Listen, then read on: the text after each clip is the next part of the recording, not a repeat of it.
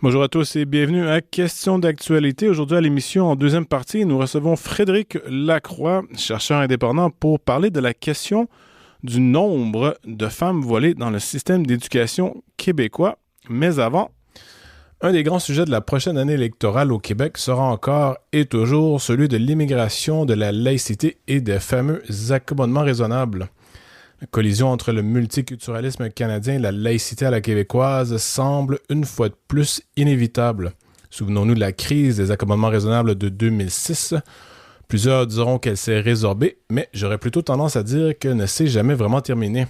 Or, le rapport Pelchat-Rousseau, présenté récemment comme un nouveau phare de la laïcité québécoise, revient justement sur cette question sensible des accommodements raisonnables. Mais que dit-il réellement? Pour en parler, nous recevons Yannick Lacroix, professeur en philosophie et auteur du livre « Erreurs de diagnostic, le racisme systémique et le Québec ». Monsieur Lacroix, bonjour. Bonjour Philippe. En premier lieu, quel est l'historique des accommodements raisonnables? Comment on en est venu à construire ce concept, si je peux dire? Oui, alors c'est une création au Canada, c'est une création de la Cour suprême. Donc ça, c'est un point qui est important. Donc c'est pas l'Assemblée nationale qui aurait mis ça dans une loi, c'est une invention de la jurisprudence. Et donc les juges ont décidé que l'accommodement raisonnable était contenu implicitement dans le droit à l'égalité, qui lui est reconnu par les chartes. Puis ultimement, comme plusieurs choses dans le droit jurisprudentiel au Canada, ça vient du droit américain. Et en droit canadien, ça a été introduit en 1985. Donc, une catégorie juridique qui a quand même un historique assez long au Canada. Et c'est un arrêt, l'arrêt Simpson-Sears. Donc, je vous raconte rapidement l'histoire derrière cet arrêt-là parce que c'est intéressant, ça aide à contextualiser le concept. Alors, c'est une Madame O'Malley, qui était une employée de l'entreprise Simpson-Sears, a poursuivi l'entreprise en cours pour avoir violé son droit à l'égalité. Et voici la situation. Donc, elle travaillait depuis des années chez Simpson Sears. Elle travaillait sur une rotation, un horaire avec une rotation où une semaine sur deux, elle travaillait les vendredis et les samedis. Alors, pendant des années, c'est ça la situation, ça pose pas de problème. Mais voilà qu'en 1978, Madame O'Malley se convertit à l'Église adventiste, qui est une église qui prend le sabbat très au sérieux. Donc, désormais, c'était une impossibilité religieuse pour elle de travailler les vendredis et les samedis. Donc, elle en fait part à son employeur, Simpson Sears. L'employeur décide de mettre son employée, Mme O'Malley, à temps partiel pour lui éviter les vendredis et les samedis. Et c'est la raison pour laquelle elle a poursuivi Simpson Sears. Elle voulait récupérer le salaire perdu par cette décision-là de l'entreprise. Et bon, il y a eu toute une aventure juridique. Ça s'est rendu en Cour suprême. Et la Cour suprême a donné raison à Mme O'Malley en arguant que son droit à l'égalité avait été violé par une règle discriminatoire, une discrimination contre son droit à l'égalité de religion, en lui infligeant, si on veut, une rotation vendredi, samedi, et l'entreprise n'aurait pas pris tous les moyens possibles pour accommoder Mme O'Malley. Donc, par conséquent, on a condamné l'entreprise à lui rembourser le salaire perdu. Alors, un point que je trouve intéressant dans cette histoire-là, c'est que la Cour suprême a conclu que le droit à l'égalité était violé malgré que la relation de travail entre Mme O'Malley et Simpson Sears avait commencé avant. Donc, le droit à la liberté de religion et le droit à l'égalité supplanteraient le droit contractuel, selon la Cour suprême. Alors, ce point-là a de l'importance pour nous. Mais comment mesure-t-on l'impact d'une demande d'accommodement raisonnable exactement? Le concept semble subjectif dans le sens où faut faire face à quoi? Une contrainte raisonnable. Donc, comment est-ce qu'on mesure ça raisonnable? De un, quel est l'impact de la demande dans le contexte d'une entreprise, par exemple?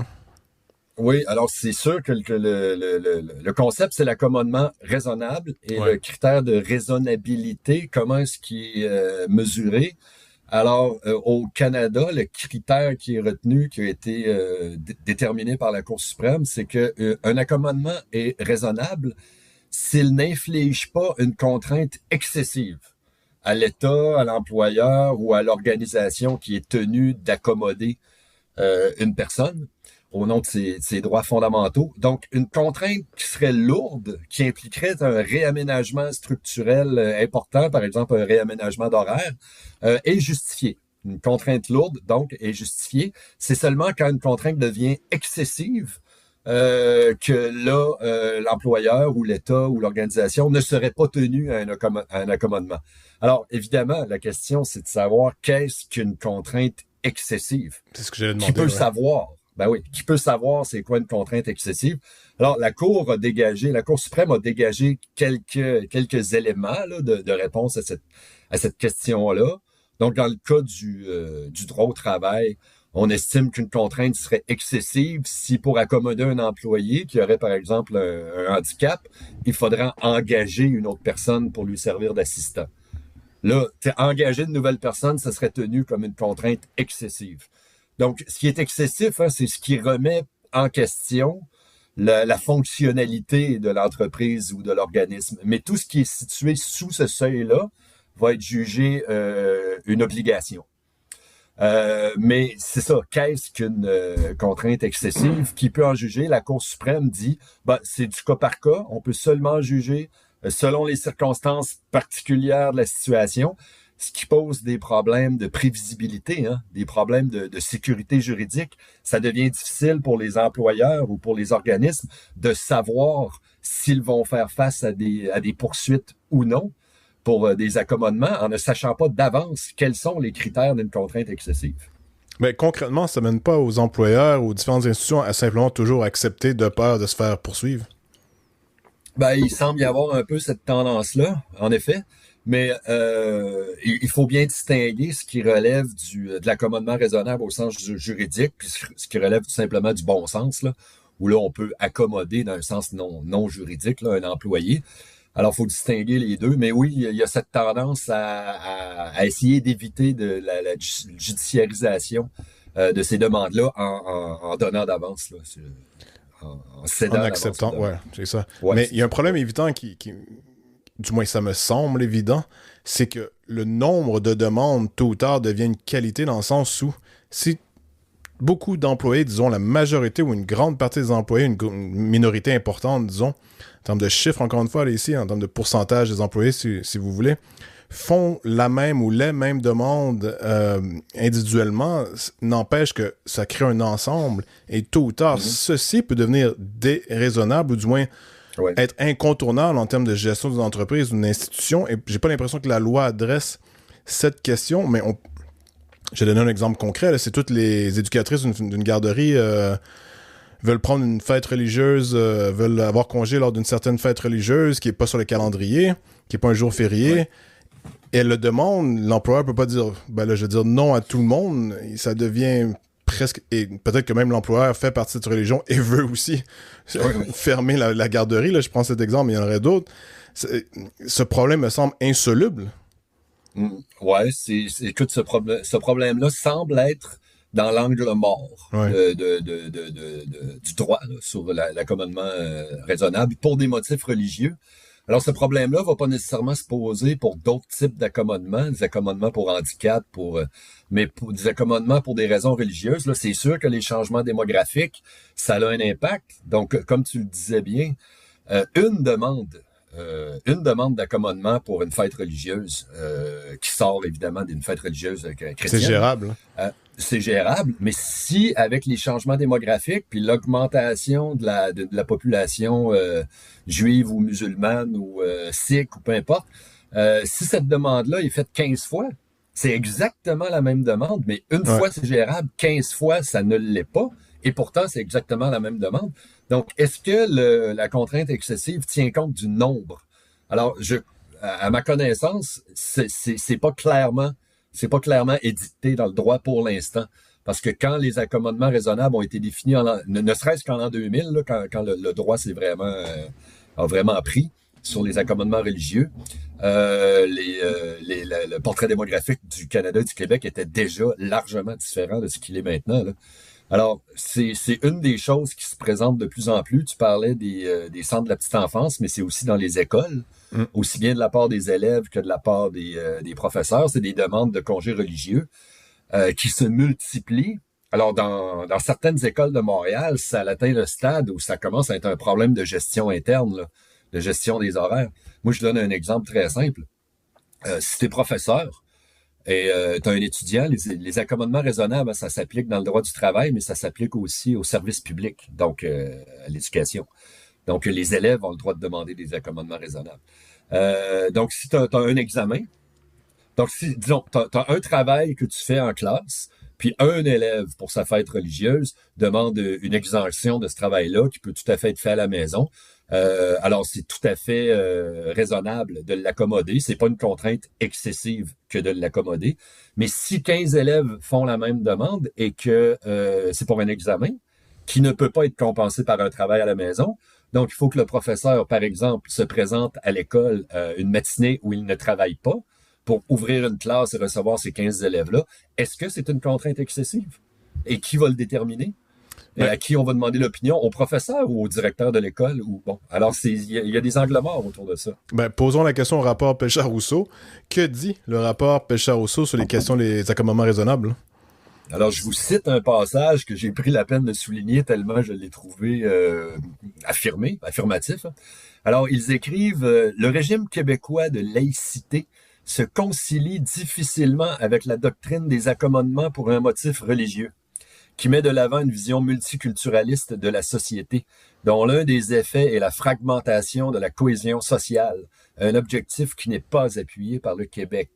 Alors, la table est mise, mais plus concrètement, le rapport diagnostique qui a un problème avec les demandes d'accommodement pour un motif religieux est, entre autres, un problème de nombre, comme on l'indiquait tout à l'heure. Là. Il y a trop de demandes. Alors, ça poserait différents problèmes. Donc, entre autres, ça remettrait en question le caractère laïque des institutions de l'État. Et là, on pense en particulier aux demandes pour des salles de prière. Ça remet parfois en question certains principes fondamentaux de notre droit. Et là, on pense dont le rapport égalité homme-femme, particulièrement. Et là, on pense à des demandes qui se multiplient, de recevoir des services de la part d'un employé de tel ou tel sexe. Et ça cause des problèmes organisationnels qui sont croissants. Et l'exemple ici qu'on vient de traiter, des demandes pour congés religieux. Alors, au final, tout ça, ça crée un sentiment d'insécurité juridique, d'insécurité organisationnelle. Et la solution que suggère le rapport Pelchat-Rousseau, c'est de retourner dans la loi et d'écrire dans la loi que désormais le seuil, le critère pour déterminer qu'un accommodement pour motif religieux est raisonnable, ce ne serait plus le critère de la contrainte excessive, mais le critère de la contrainte plus que minimale. Alors, dès lors qu'une contrainte reliée à une demande, ce qui veut dire que dès lors qu'une demande pour un accommodement raisonnable impliquerait pour l'employeur ou pour l'employé une contrainte qui est plus que minimale, ça pourrait être refusé. Ça pourrait légalement être refusé. Alors, que veut dire plus que minimal? C'est pas plus clair que ce que signifie excessif. Alors, on comprend intuitivement, mais là, ça serait au juge d'appliquer et de déterminer avec la jurisprudence ce que signifie plus que minimal. Mais une chose est sûre, c'est que ça donnerait aux institutions, aux entreprises, un peu plus de marge de manœuvre pour décider par elles-mêmes, selon leurs ressources, de si elles accommodent ou non une demande, sans craindre des poursuites judiciaires. Est-ce qu'il y a des exemples, je pose une question piège, mais est-ce qu'il y a des exemples de demandes d'accommodement raisonnable qui ont été refusées au privé ou au public et qui ont été médiatisées? À ma connaissance, non. Ou du moins, ça a toujours... S'ils ont été refusés, ça a causé un scandale, ou du moins, ça a causé quelques grands titres, là, si je peux dire. Moi, je n'ai pas d'exemple qui me vient en tête, non. Non, en règle générale, elles sont acceptées, ces demandes-là, de manière générale. Mais je suis sûr que si on regardait dans la jurisprudence, on verrait des cas de refus. Il y a sûrement des cas de refus, des cas où une demande a été refusée, ça a été amené en cour et la cour a pris le côté de l'accusé. Mais ça n'a pas fait les journaux, ça n'a pas fait les médias. Là. Mais je suis certain qu'il y en a. Parce que mais j'en ai pas d'exemple qui me vient en tête. Non, c'est ça, moi non plus, mais je pose la question parce que je me rappelle justement de la crise des accommodements raisonnables. Il y avait eu l'histoire des vitres teintées du YMCA sur l'avenue du Parc face à une synagogue qui avait été un peu monté en épingle, mais quand même, il y avait clairement une friction. Il y avait l'histoire du jeune homme sikh qui portait le kirpan avec le couteau de cérémonie sikh. Et bien sûr, il y avait la femme voilée au cégep Vanier. Je me rappelle qu'en particulier en ce qui a trait au cégep Vanier, l'école, le cégep était tellement paralysé par l'idée d'avoir à décider est-ce qu'on l'exclut ou on l'exclut pas, qu'est-ce qu'on fait, que la question s'était rendue, si je me rappelle bien, jusqu'à Yolanda James, qui était ministre de l'Éducation, parce qu'on s'entend que c'est une micro décision. Là, on parle, est-ce que tel ou tel étudiant devrait être accepté dans telle ou telle classe basée sur sa demande d'accommodement déraisonnable, on pourrait dire. Et donc, c'est pas normal que la question ait remonté jusqu'au ministère de l'Éducation, à la ministre elle-même, ce qui me fait dire que les institutions publiques et privées sont tétanisées d'appliquer la loi, même à l'époque, on parle même pas de la nouvelle loi, pas loi, mais du moins proposition du rapport Pelchar-Rousseau, ce qui me revient à ce que je disais un peu plus tôt. Dans le fond, tout le monde va toujours dire oui aux demandes d'accommodement. Oui. Ouais. À moins peut-être, et c'est ça que le rapport Pelchar-Rousseau essaie de dégager, là, à moins que la loi ne permette des décisions plus claires et plus affirmatives. Parce qu'en ce moment, le problème, c'est ça, c'est que la loi, comment dire, comporte des flous. Et quand la loi est floue, il faut certainement pas se fier sur des administrateurs pour complémenter puis clarifier le flou de la loi, là. Ils vont y rajouter du flou, en gros. C'est ça. Donc, non, c'est pas étonnant du tout. Ben, je pense à haute voix ici, là, mais j'ai l'impression aussi qu'il y a beaucoup d'entreprises privées en particulier qui vont, que je disais tétaniser, ou du moins qui vont accepter toute demande, pas à cause de la loi, mais parce qu'ils vont avoir peur de l'image publique que ça va leur donner. Donc, il y a quelqu'un au département de ressources humaines qui vont dire non, il faut absolument dire oui à tout, parce que sinon, ça va faire de la mauvaise publicité. L'entreprise va directement ou indirectement en faire les frais. Oui, mais au point où même très souvent, la loi telle qu'elle est, actuellement, la loi sur la laïcité n'est même pas appliquée. Oui, tout à fait. On n'applique même pas la loi telle qu'elle est parce qu'on a peur de la mauvaise publicité, de poursuites judiciaires éventuelles et ainsi de suite, là. Ouais. Le gouvernement de la CAQ veut interdire les prières de rue. Ça me semble être lié. Est-ce que c'est une question de laïcité, la question des prières de rue? On sait que le rapport Pelchar-Rousseau renvoie la question municipale, ce qui me semble inadéquat. Qu'est-ce que vous en pensez? Ben, c'est que c'est pas en fait... Selon ma compréhension des choses, là, la question des prières de rue n'est pas à strictement parler une question de laïcité.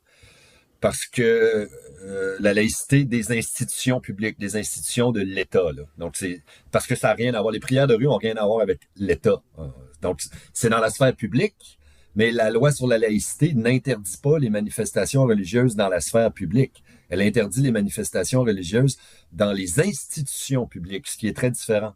Donc, moi, au contraire, j'aurais tendance à penser que c'était assez sage de la part du rapport Pelchar-Rousseau de dire on va pas introduire une loi là-dessus dans la loi sur la laïcité parce que les municipalités ont déjà tous les outils qu'il faut pour gérer cette question-là. Alors, s'ils ne le font pas, si à Montréal, notamment, on ne le fait pas, c'est parce qu'il n'y a pas de volonté politique pour le faire. Donc, les lois sont déjà là sur l'ordre public, sur la sécurité publique, et ainsi de suite. Donc, pour problématique qu'elle soit, cette pratique-là des prières de rue, je crois que sur le plan du droit, elle est sans rapport avec la question de la laïcité de l'État. Donc, c'est un peu curieux, au fond, que la CAQ, sur la base du buzz créé par le rapport Pelchar-Rousseau, veut faire une loi interdisant. D'ailleurs, je me demande sur quelle base, là, les prières de rue, alors que le rapport le déconseille. Ben, faut dire que le PQ défend l'idée aussi. Ils ont même fait faire un référendum à l'interne. C'est pas que je suis particulièrement fan des prières de rue, par ailleurs, là. Non, mais on comprend que la question en ce moment est de savoir est-ce que c'est une question de laïcité, de sécurité publique. C'est une patate chaude. Tout le monde sait que quelque chose doit être fait, mais on ne sait pas quoi exactement. Comme tout ce qui concerne la religion, c'est une patate chaude. Tout à fait. Yannick Lacroix, professeur en philosophie et auteur du livre « Erreur de diagnostic, le racisme systémique et le Québec ». Un grand merci. Ça fait plaisir. Restez avec nous après la pause. Frédéric Lacroix pour discuter du nombre de femmes voilées dans le système d'éducation québécois.